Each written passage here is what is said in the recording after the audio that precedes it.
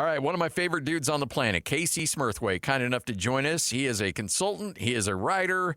There's not a lot you don't have your fingers in right now. How you doing, Casey?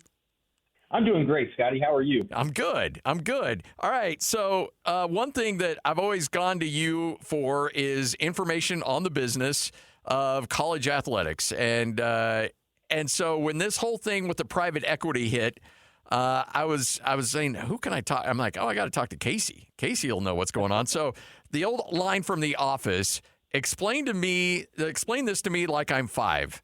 What does this mean? And is this a landslide of deals that are about to start now across college football that now one person did it, now everybody's probably going to do it? Well, absolutely, that's going to happen. And again, thanks for having me on, Scotty. It's always a pleasure to talk to you and our listeners. I think the big thing is going back to The Office. We're not talking about, are we going to get a new copier or new chairs? We're talking about there's a little bit more inventory to be had here. We're talking about $500 million worth. And now, is that all going to come out all at once? No, it's not. But something that Michael Scott would love to hear is, it's like mommy and daddy with Oscar. Mommy and daddy are running a lemonade stand, and you've got to make money. And at the end of the day, they're creating a third party or a special purpose vehicle, or in other words, an LLC that's going to drive revenue and going to make University of Utah athletics more competitive and have more access, more inventory, and leverage and protect their assets that are like season tickets or sponsorship spots or ticketing, licensing, trademark. All of that to be said, they're creating this third-party element that's not that's for profit, that's not a nonprofit that the University of Utah Athletics technically resides in, because University of Utah is a 501c3 nonprofit. But at the end of the day, at the 5th grade level here, the University of Utah is about to get a lot of cash that a lot of people are going to be jealous of, and you're going to see the floodgates open of multiple collegiate athletic departments who have already had similar conversations. You might have noted earlier today, Mark Harlan mentioned that these conversations have been going on for a year. They are not the only school. But what the nice and big interesting part here is, University of Utah is going to be number one. They're going to be pointed to that they broke the floodgates open. So there's been talks in terms of private equity in conferences. Could this also, does this preclude Utah from being involved in the Big 12 private equity, or is that a separate deal all by itself? It's a separate deal all by itself because the Big 12 owns their rights and entities. The Big 12 can't come in and say, hey, University of Utah, you need to operate X, Y, and Z. Now, they can make suggestions, the way some of the game operations happen. Absolutely. This does not impact anything that Brett Yormark does at the Big 12 level. What this does impact, if anything, is the recent deal that was struck last year with JMI Sports, which contract goes I was going to ask you about that. 2034. Yep, yeah. 2034. Now, I'm looking at the contract right now. It's pulled up, and, behind the scenes, Scotty, I'll make sure you get that contract. But 2028, there is an opt-out. That is an opt-out date. They also have an opt-out date at 2030. I have a very strong suspicion, because everything that this private equity, private capital deal, there's threads of both in it, coincide along with JMI Sports. They are doing and saying the same things, even down to trademarks and licensing up to naming rights for stadiums.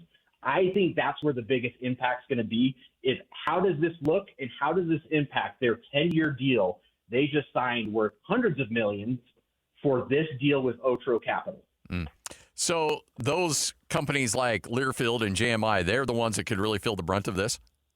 Absolutely. And this is one thing that I think everybody needs to sit back and take a big, deep breath. All right. This isn't the end of the world. These conversations have been going on. Third-party money has been in the industry since the 80s with Learfield, Pacquiolin, Van Wagner, JMI Sports. Money's been there. Now, what this does is this is an influx on steroids. This is going Mach 4.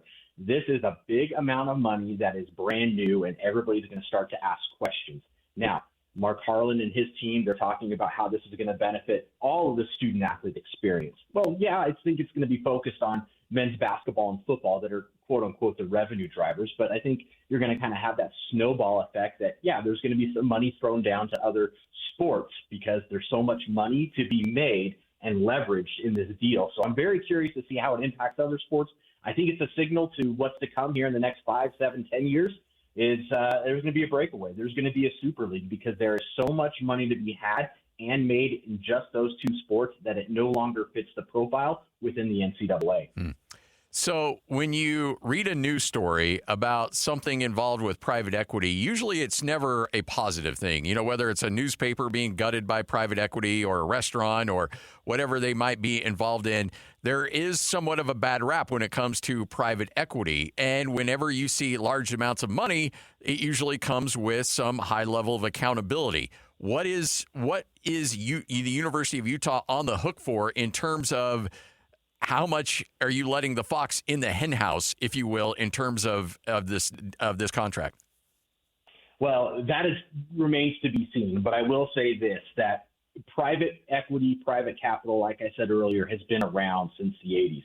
But you are now taking private funds, private capital, industry folks who've been in the industry for 30, 40 years and plus, now bringing in kind of that New York Wall Street mentality. Yeah.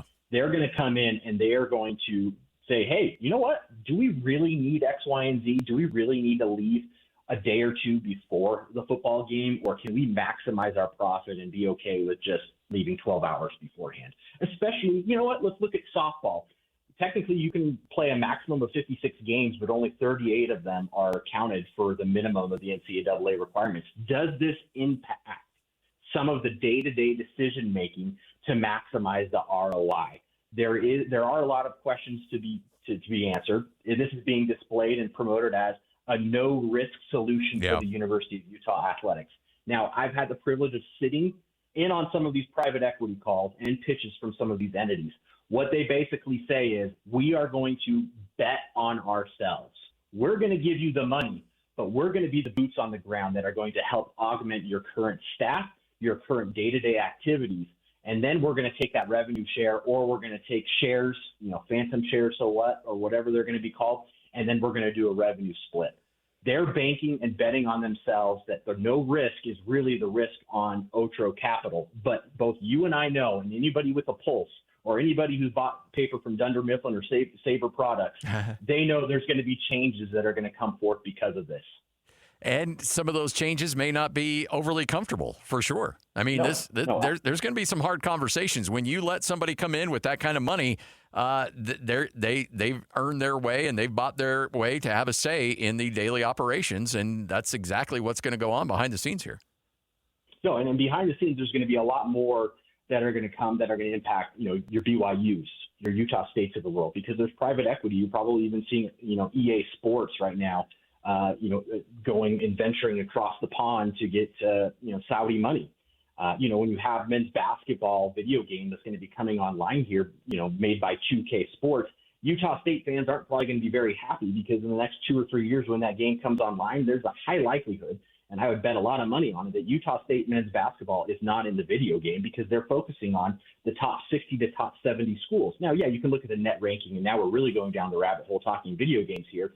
But I think it's all to be said that there are changes and discussions happening with a few select schools and companies that are going to drive decisions for the NCAA. Overall, do you feel like this is a net positive for the sport and the net positive for the University of Utah? This is going to be very unpopular. I think something needs to be done. And I think that I am cautiously optimistic because I think that there needs to be changes in the NCAA landscape. There needs to be changes at the academic and athletic levels. What works in the softball world or in the volleyball world does not work for football and men's basketball. I think this bifurcates more between those sports, those haves and have-nots. And I think that needs to be done because we need to get to a place where the decisions of men's basketball and football programs aren't impacting the 90% of the other student athletes and the institution. Casey Smurthwaite, kind enough to join us. Consultant, also writes for you're doing some stuff for Extra Points too, correct? I am. Matt Brown and Extra Points, helping analyze the sports business of collegiate athletics. So when you've got a private equity firm that has maybe a little bit of background, I saw your tweet earlier today, the owner's got a little bit of sports background, but they're business guys, and that's ultimately what it boils down to. They're here to run a business. do you think the quality of your athletic programs will benefit in the long term from this?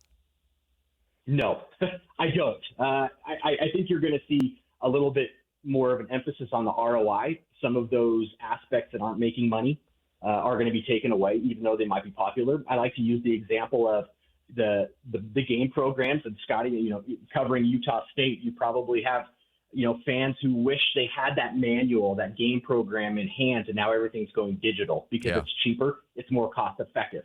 That on a bigger scale. Going back to the softball schedule, you really only need 38, 40 games that are required. What are you going to do with those other 18 games? And the same thing goes for baseball. There's a lot more of a let's meet a minimum versus focusing on the maximum. And I think some of those decisions are going to impact it. Now, at the end of the day, I think it forces some of these tough conversations between an athletics department and an academic campus institution because they are not the same. And at the end of the day, athletics could be cut at any institution tomorrow, and the university and the academic mission continues. And it's not vice versa.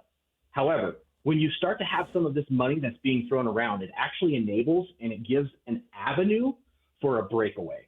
And then you start to be able to understand the full scope of how collegiate athletics are ran. Hey, if this truly is a business or a for-profit entity, we need to be operating that way. We need to look at things and make decisions in our own grand scheme of things versus trying to get permission from somebody on campus who might have been cut from, t-ball or got kicked in the face with a soccer ball, because that happens. Yeah. And that's one it happens on the daily, from licensing, trying to get a logo approved, to, an event space being used instead of a concert happening. The men's basketball program wants to have a game that night. Well, you're going to default to the university in that aspect. So these are some of the money and the decisions that have to be made, and conversations that are going to happen that are going to help truly, finalize what the mission of the university and what the mission of the athletics department is. Casey, you're the man. We appreciate it. And throw out the old Twitter handle to make sure everybody can follow you, because you got great information on your Twitter account. Oh, I appreciate it. Well, it's assistant to the regional manager. No, it's actually at Casey Smurthwaite. And that's a K as in King, C as in Charlie, and hit S, and you're probably going to find me. If not, I have a feeling Scotty G is going to throw out my Twitter handle for the world to see, and we can go from there. No pressure there. Nice. I like it. Hey, Casey, you're the best, man. Thanks. Hey, thanks, Scotty.